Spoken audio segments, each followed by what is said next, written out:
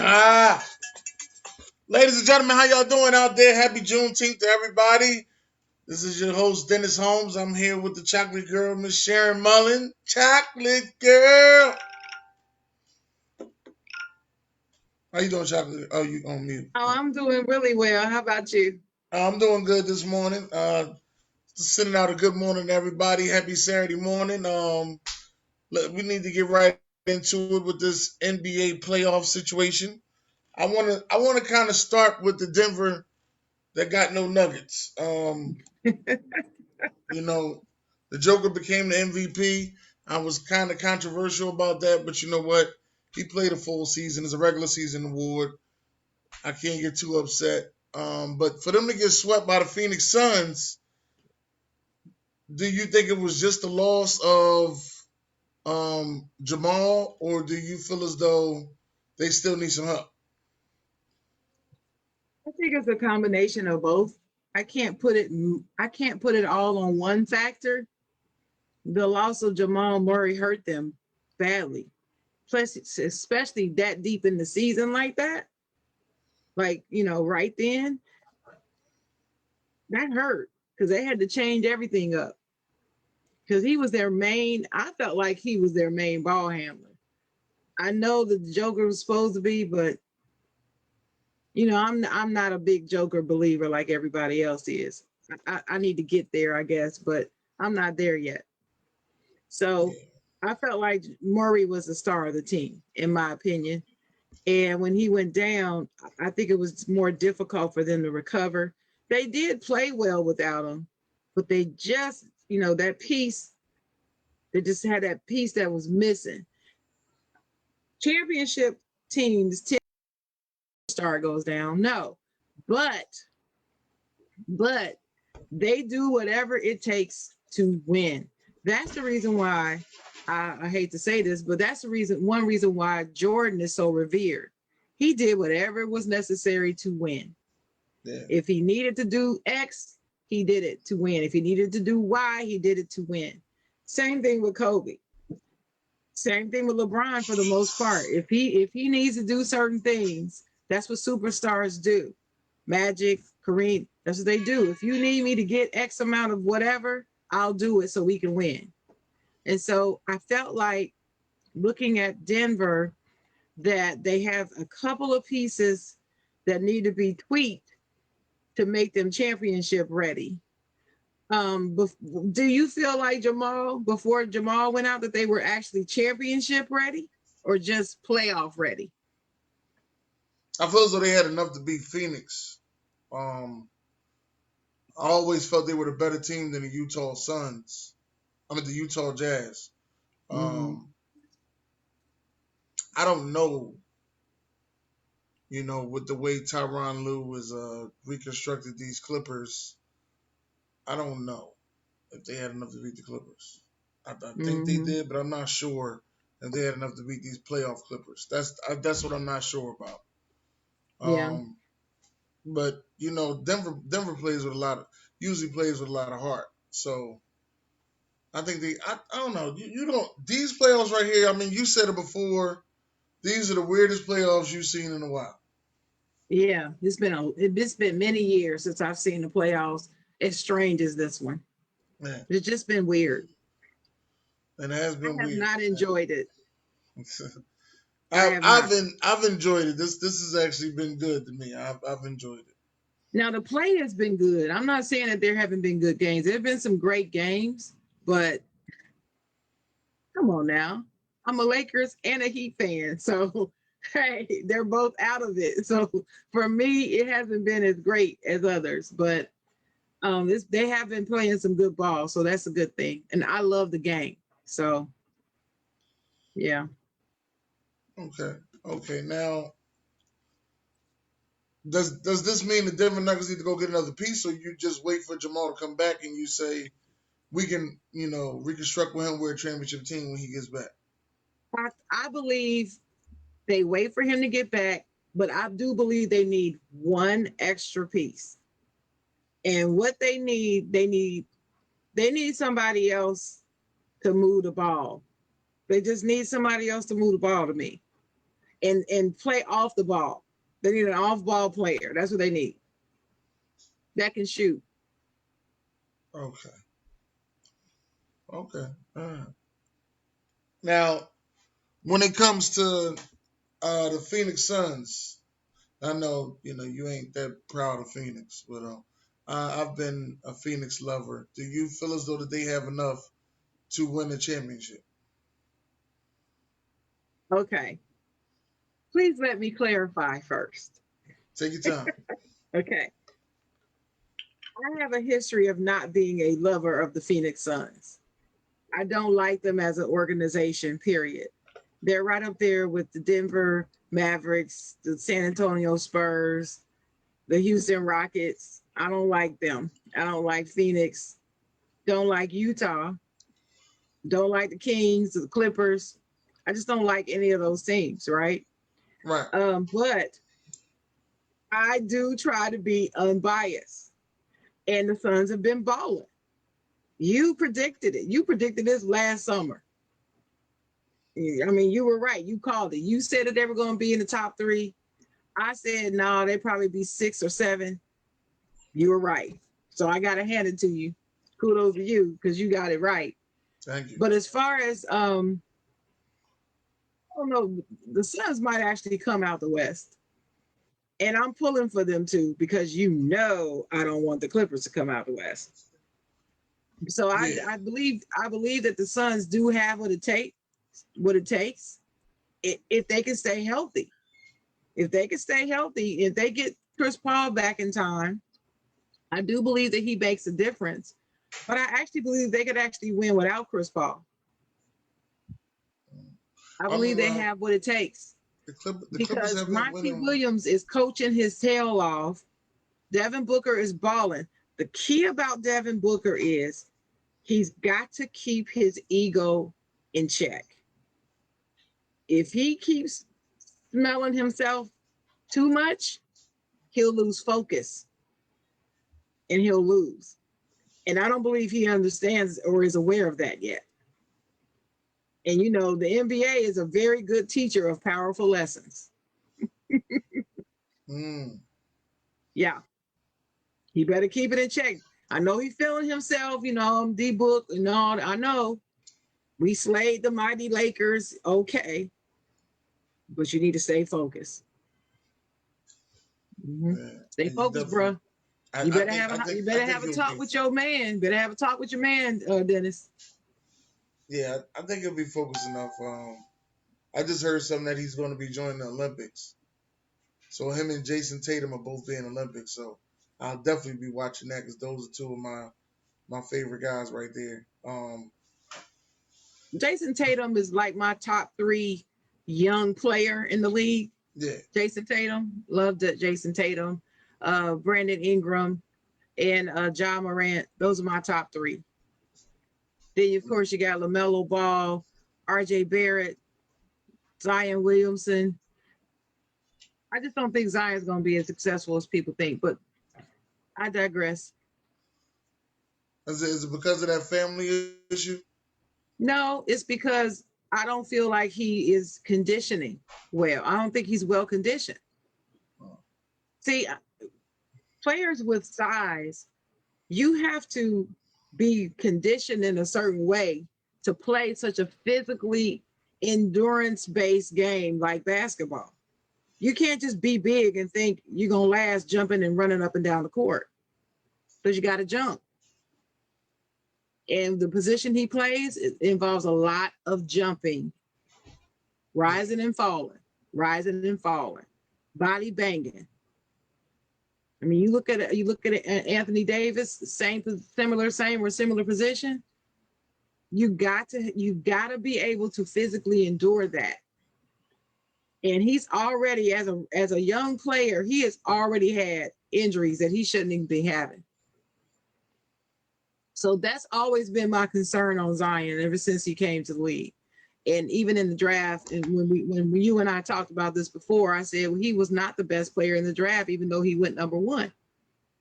Yeah, RJ Barrett is a better player than him, period. He's a better player. I didn't think RJ was the best player in the draft. I thought Ja Morant. I had RJ first and John Morant as a close second. It was like 1A and B because they're different styles of play, and that's the reason why people don't know that RJ is a better player. His basketball IQ is just outrageous. If you Yeah, watch but them closely John in Morant college, brings a spark to teams. I know it, but see, the spark is louder. So the squeaky wheel gets the oil. Everybody thinks the squeakier, louder, more flashy player is automatically the better player. Mm-mm. But when you look at the fundamentals of basketball, John Morant has all the fundamentals down.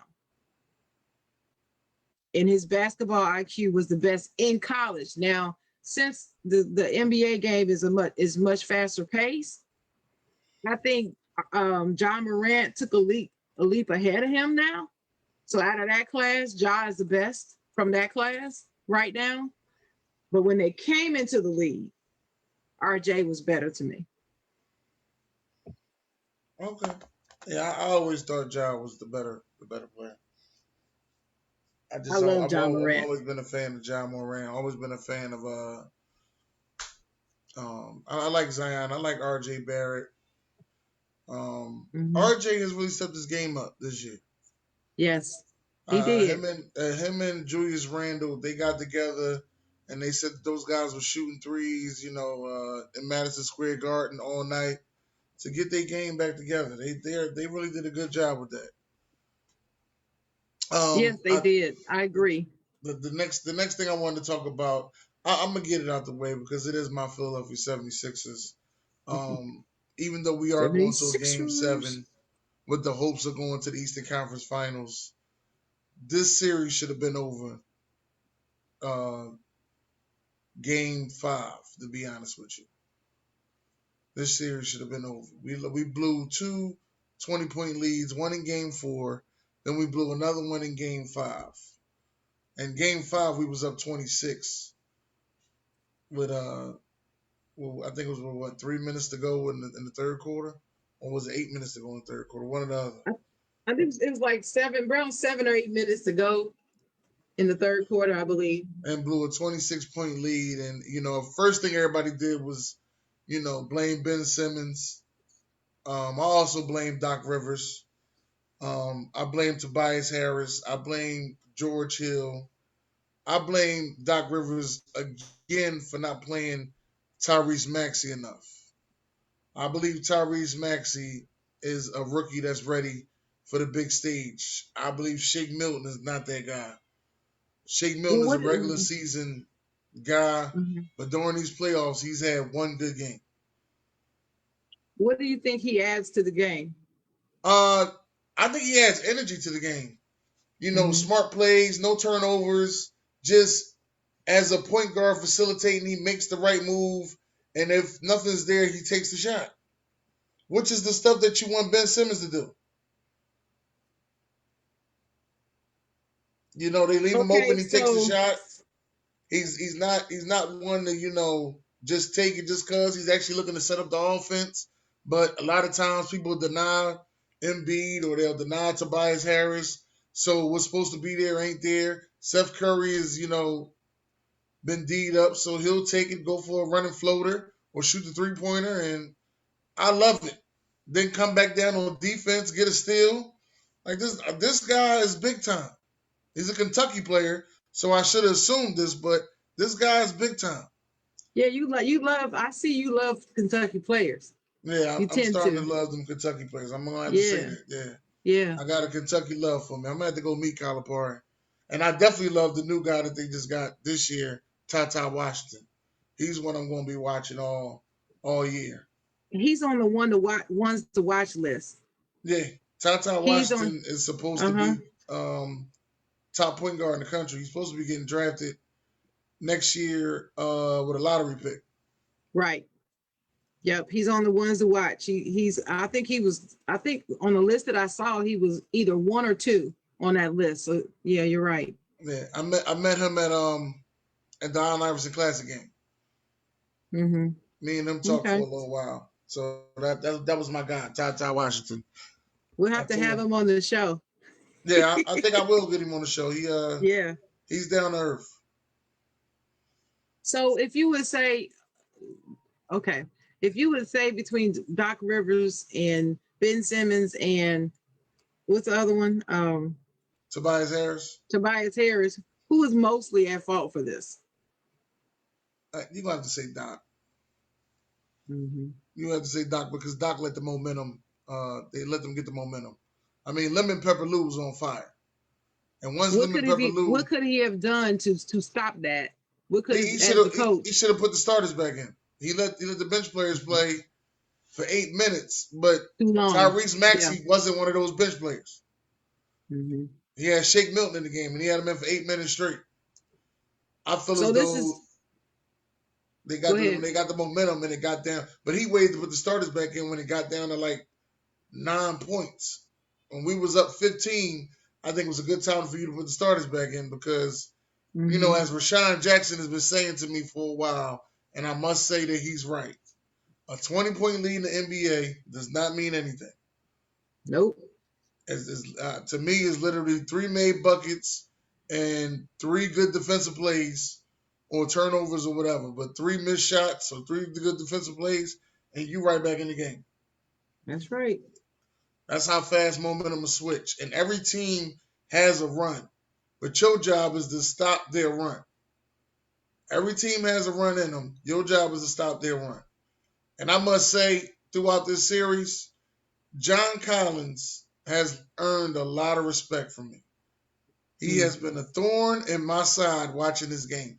Every time the Sixers get on a run or something gets to going, here comes John Collins getting the much needed rebound, you know, going ahead for the emotional dunk to seal games or to turn the momentum, to get the crowd hyped, get the team back into it. Mm-hmm. I mean, this guy, defensively, he's on the floor. I mean, he might be the smartest player in this series. And look, I didn't even know who he was. I'm telling you, Atlanta, they're the king of nameless players to me. I'm just like, who? But then when you watch him play, you would think that he's been around balling for years. That's how he plays. Yeah. He plays like he's supposed to be there. Yeah. That's when you know you got somebody that's really that deal. When they play like they're supposed to be there. Trae Young plays like Trae Young, his rookie season, hit the court like I'm supposed to be here. I applaud that dude. Yeah, I take Trae Young over Devin Booker any day. I just do. I love Trae Young. That's all I'm gonna say. I'm not going there with you. I'm gonna let you have that. Well, hey, I'm just saying. I ain't going there with that. I know how you all into Devin, but Trae has a better attitude to me. Well, I mean, you know how I feel about Trae too, though. I feel as though Trae is better than Luka, and He is better than Luka. And he gonna prove it. I've been killed for saying that, you know. No, he's better than Luka. And he's gonna let the world know how much better than Luka he really is. Just give that boy a chance. Right. Just give him time. He's gonna prove. He's gonna let everybody know. I seen Kendra Perkins say on Instagram the other day that if Luka Doncic was doing what Trae Young is doing right now, it'd be a statue outside of Atlanta waiting for him. But they ain't nobody giving Trae Young the same respect. Do they have any statues out in Atlanta? They have Dominique. They should have one of the human highlight reel. They Dominique Wilkins. And Kevin Willis. And Kevin Willis. I mean, just for the fact that he was the loyal Hawk. Kevin Willis was that dude. But you know, I'm a big Kevin Willis fan, y'all. You gotta kind of excuse me on that. But anyway, so let me ask you this question though about your Sixers. What if they lose this? If they're 3-3, they're sitting at 3-3, game 7, right? What happens if they lose? What do you think's going to happen with Doc Rivers? This is his first season there. I don't think that they fired Doc Rivers, but it's going to look bad that the team that you left went to the Eastern Conference, went to the Western Conference Finals for the first time, and you was with the Clippers for almost 10 years, and you couldn't get them there. And the 1 year you left, they get there. And now you come to the Sixers with a team that should be in the finals, and you don't even make it to the Eastern Conference Finals. It's going to look bad for Doc. Don't stink. It's going to look real bad for Doc. That, you know, and a lot of people kept saying Tyronn Lue can't coach. He's not a good coach and stuff. He did a hell of a coaching job this playoff series. Yes, he has. I can't say I hate on him. He won games without Kawhi Leonard. Hmm He That's stepped it. He stepped his game up. He yeah. did, and we don't know how much his assistants help with that, but I can tell the man has been working hard at whatever it is that he needed to work at to be a better coach. Yeah. And he did a good job. I don't know what he whispered to no, I gotta say his name right. I don't know what he whispered to Playoff P, but Playoff P is back. All right. I don't know what he whispered to him. I don't know what he said, but Playoff P is back. I'm gonna have to say that. I think Paul George, like I said to you yesterday, he is heavily influenced by what people say about him, and he's been they have been dragging him. Fans have been dragging him all playoffs, and he just finally decided, you know what? But see, that's how you fight back. You fight back with your play, and Right. you put it all on the court. And so I have to respect him for that. I've always liked Paul George now. I'm not a Paul George hater. I just felt like he fell off and he allowed himself to fall off. He didn't have to because he recovered from his injury. I just felt like he just took the easy way. I mean, somebody was saying this was the first time he actually got to be a number one I since said that since Indiana. Okay, that was you. since Okay, my fault. Indiana, yeah. This is the first time he really had to flex and be the number one man. I'm that dude on the court today. Just get out, just give me the ball and watch me cook. This is the first time he's really had to do that. He had a few games when he was at OKC that I believe Westbrook got injured and he had to step up, but it was OKC. They didn't have the supporting cast that he has now, the Clippers. So it wasn't that big of a deal. But now he's on the Clippers with all those names, and the biggest name on the team is out. Yeah, and So Terrence and I, I could just see him sitting, chilling with his girl, kids sitting around looking at them like, you know what, daddy about to get it done, y'all. you know, it's my time. Like you've been saying all season about the young ones, it's my time. Let's do this. So he channeled whatever he had to channel to get it done. I respect him for that. He's still a Clippers, and I hate them, and I don't want him to win. Period. shout out to Terrence Mann, unsung hero, came out of nowhere. Ty Lue decided to go small ball, took Rudy Gobert right out of his game. Did you see that? I, I was amazed. Took him right out of his game because as everybody been saying about him, he's not a good one-on-one defender. He's a great help defender. That's what everybody's Oh, been saying about him, and Ty Lue exposed him. Ty Lue went small ball and exposed him and put Terrence Mann in there, who was I think Terrence Mann was about 6'5" at the tallest. I yeah, I think think he's he six is. five. I think he's 6'5". And 6'5". Gobert is what, 6'9", 6'8", 10"? I Is think he Rudy Gobert seven is foot? 7 foot. He is 7 foot? Okay. Yeah, Rudy Gobert is 7 foot from France. Yes, he's from France. From France. Voulez-vous chez I didn't even go say that. I knew it. Yeah, but he came in and he sparked the team at 30 something points. I Wait a mean, minute. Wait a minute. Rudy Gobert is 7'1". oh Lord, Lord, I'm sorry, Rudy. Forgive me. I took an inch off of you. I'm sorry. He's 7'1". you look like you was about 6'3" last night, but you talking about you took an inch off. He lost a couple inches, and after seeing that game last night, one of the things that I thought about, I was like, maybe the Utah Jazz need to get rid of Rudy Gobert to go get some different pieces. Well, who would he get? I would. Who? I mean, there's not a lot of viable big men in the league, period. Well, one of my favorites that I think is expendable is the one that just went to the Chicago Bulls, Vucevic. Because at least Vucevic can shoot the ball. He also can hit the three like the rest of the team on Utah can. So I think Vucevic is actually a good fit for that team. Now, will Chicago give him up? I doubt it. But Vucevic needs to stay his behind right in Chicago.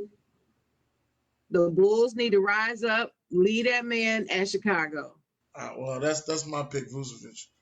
The way he shoots the three, and Utah got to worry about their own problems. that's why they paid, and they had a meme out today. I got it from BJ Samuels. They had a meme out today. They said that the Utah Jazz just paid $209 million to an overhyped Hassan Whiteside. Ooh. That's what they said. Currently, right now, looking at it, they may be right. They just may be right. You see me? Look. They just may be right. Hold on, we got June in the comments. Want me to get the comments for you, or are you good? No, you can get them. I can't get all of them. Okay, so June said, what up, y'all? Happy Juneteenth. And he said Tyronn Lue is a good coach. And like Mike Green said, what a man, what a man, what a mighty good man. That's what June said. Shout out to all of y'all in the comments. Yeah, shout out to Adam and Josh. Seen y'all earlier. And shout out to Buck Flair. Josh Bailey said, exactly, Sharon. Doug learned real quick. You just can't be big running up and down the court. If you didn't get to go see that game. He was saying that when I was talking about Zion. Yeah. If you didn't get to go see that game, make sure y'all go watch that game on YouTube. Stay tuned, basketball game. It's hilarious. It is hilarious. The next game I want to get into is where Brooklyn at today. Right, there you go. Game 7, Brooklyn and the Bucks. If Brooklyn lose this series, what does that say to Steve Nash? He just got another year to get it together. Oh yeah, let me tell you, Steve Nash will be there no less than 4 years. Okay. He's gonna be there no fewer than 4 years. I'm not worried about his seat being hot at all. But even with the superstars, he's Steve Nash, right? Right. You know what the elephant in the room is. So he's got 4 years at least to get it right. Even with the superstars, he will be given that. We all know why. He's also one of the luckiest people in the NBA. I won't go down that rabbit hole with you right now, but this is what I'm going to say about the Nets. I said that they would not come out the East. They've been looking like they will, right? They've been looking like they will, but I don't know. I don't know, Dennis. I don't know, because Milwaukee somehow is putting things together at the right time. And it's hard for me to figure out how or why or what the difference has been between this series and the prior one. Have you been able to figure it out? Because watching them, they have been really, again, like I said, this has been a weird playoffs. And Milwaukee has been a strange team to me this playoffs. And just when I'm thinking, well, Giannis, this is going to be another season, you're going to be back home, all of a sudden they won. Well, Chris Middleton stepped up game 6. Game 5 was the Kevin Durant game. That was the Kevin Durant party. Right. But game 6, Chris Middleton stepped up and made sure that they was doing what they needed to do. And then the Greek Freak got rolling. To me, it seems like he can't get rolling by himself. He can't get things started by himself. Does that diminish Giannis's greatness in your eyes? It don't diminish his greatness, but he's going to have to some people are saying that diminishes his greatness. I'm not saying that I'm saying it, but some people are actually saying that. Well, that him fumbling that pass in what was that, game 5? Him fumbling that pass in game 5 really made me look at him a little differently. What I think diminishes greatness is his free throw shoot. And then for him to take all 13 seconds at the free throw line really kills me. Like, you don't need to be taking all 13 seconds and still missing the shot. Damn. Well, I just don't understand it. They like, I didn't even know it was a 13-second rule until Giannis got in the league. I had no clue. You know, to me, what were you saying about the pregame warm up? Yeah, that if I'm a coach, ain't no such thing as a layup line. Layup lines you do in your own time. We shooting free throws. I don't believe y'all shoot free throws in your own time.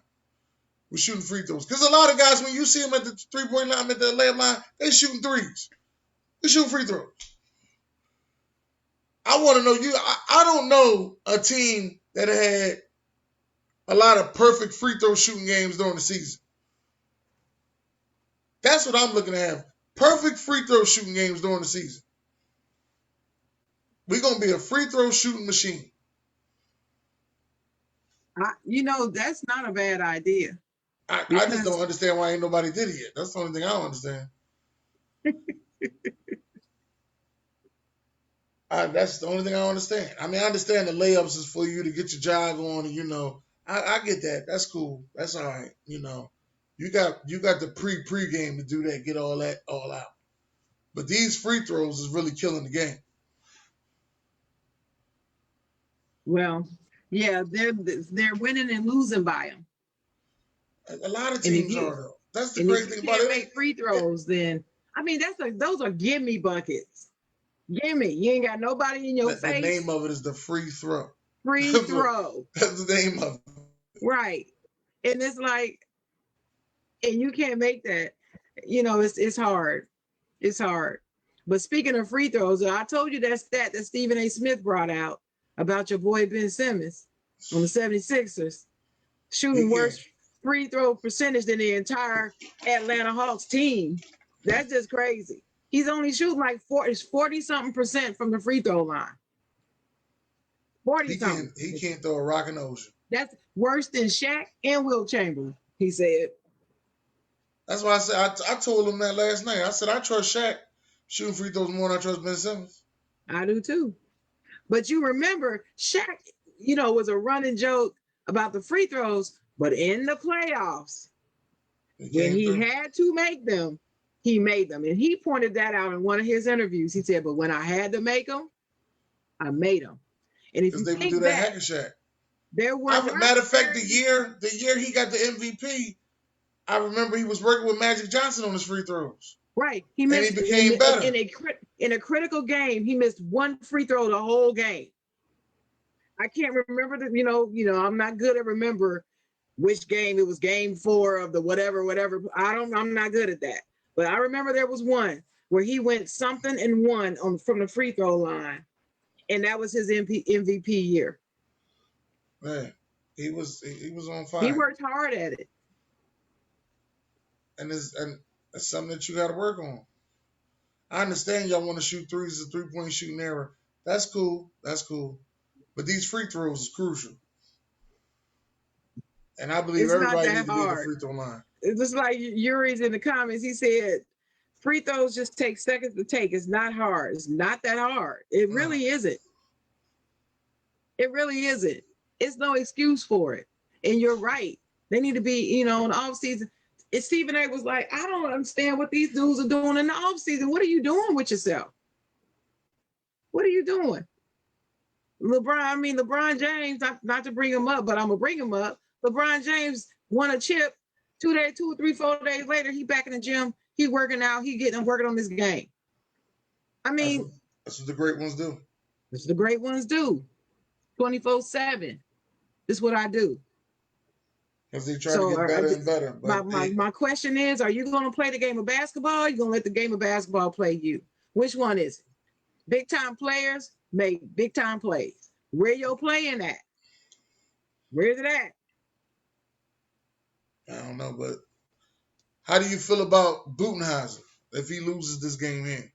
Is he done? If I believe that if the Bucks don't advance, that they will ask him to leave. I do believe that. But he will reappear somewhere. I I namely think think that I I think also that he think would go with ahead. Rick Carlisle being available, he would be a Mhm. great fit for the Bucks.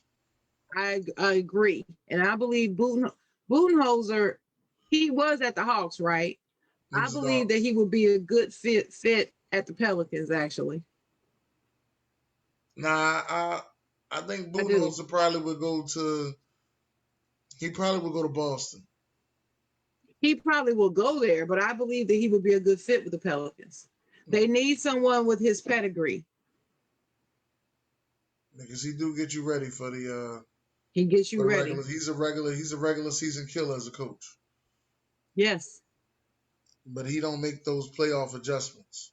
And see, for a team, for young teams, they need to first get ready to handle their season, and then they need to progress into being able to handle the playoffs. You can't you can't get to the playoffs if you don't first excel in the regular season. So you really need to get that under your belt.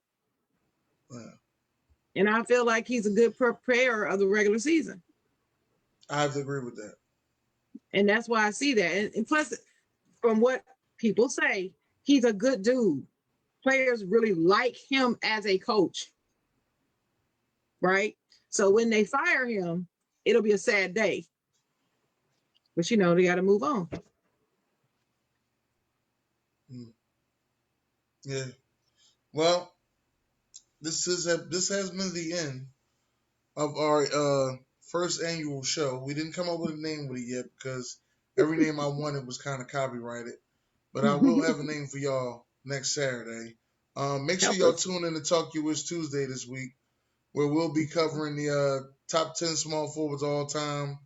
We'll also be covering the top 10 female singers. Your top 10 female singers. Let me say that. Say it the right way. R&B, Your R&B, top 10 R&B female singers. R&B singers. Yeah. And we'll be covering that Kemba Walker trade. And we'll also be covering the Baku and the Dallas Mavericks. We'll be covering that. Yeah, So make what's sure y'all going on tune down in. there? I don't know what's going on down in I Dallas. don't, I don't know either, but we'll be covering Dalton that. D. Man Smith, let us know what's going on with your Dallas Mavericks, man. So We don't understand. We do need not. answers. We need Do you have any answers. last words, Miss Chocolate Girl?